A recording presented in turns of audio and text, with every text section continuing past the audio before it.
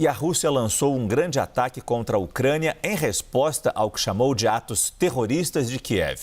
Segundo autoridades ucranianas, pelo menos 4 pessoas foram mortas e 80 ficaram feridas nesses disparos.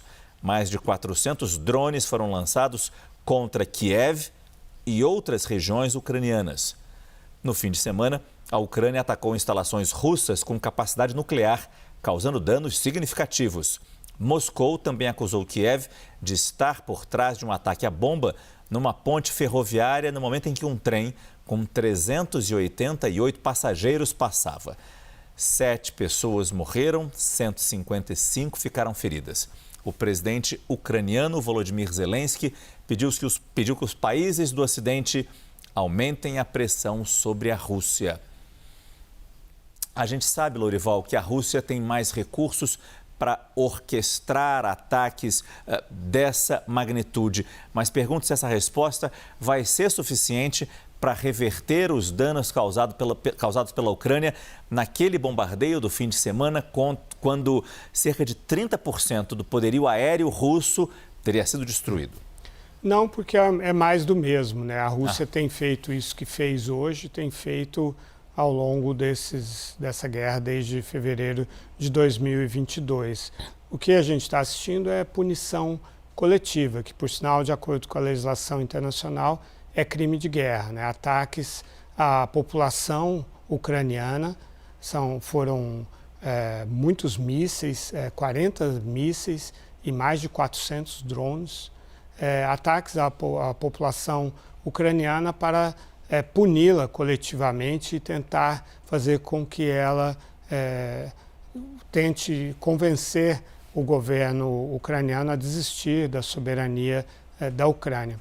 Mas são ataques que têm realmente essa dimensão quantitativa, mas não apagam a importância qualitativa do que o Serviço de Segurança ucraniano realizou no domingo na Rússia, né? Aquele ataque aos bombardeiros ucranianos que estavam em bases espalhadas pela Rússia, inclusive na Sibéria e também no Polo Ártico, no Círculo Polar Ártico.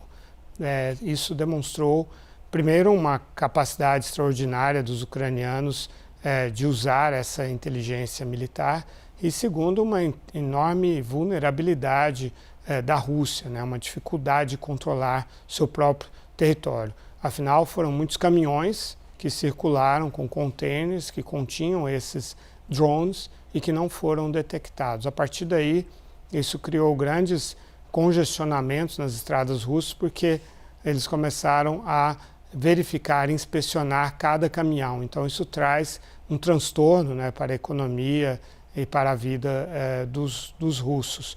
Também ali, aparentemente, foram destruídos 13 bombardeiros, né, que são capazes de disparar mísseis de cruzeiro com ogivas nucleares. Também 2 aviões de reconhecimento do solo, do terreno, que são muito importantes para a defesa, por exemplo, de Moscou e também para os ataques contra a Ucrânia. Então, o que o Putin tentou demonstrar é que isso não degradou a capacidade da Rússia de atacar, de fazer grandes bombardeios contra a Ucrânia. A população ucraniana já esperava essa vingança, né? Eu ouvi relatos de pessoas que passaram a noite em bunkers, passaram a noite...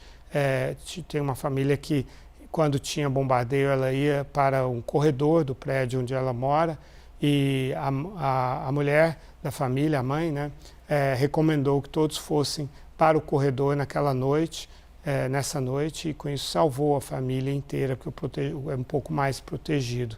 Mas, de novo, muitos civis, muitas crianças mortos, mas os ucranianos já passaram do ponto de não retorno há muito tempo já.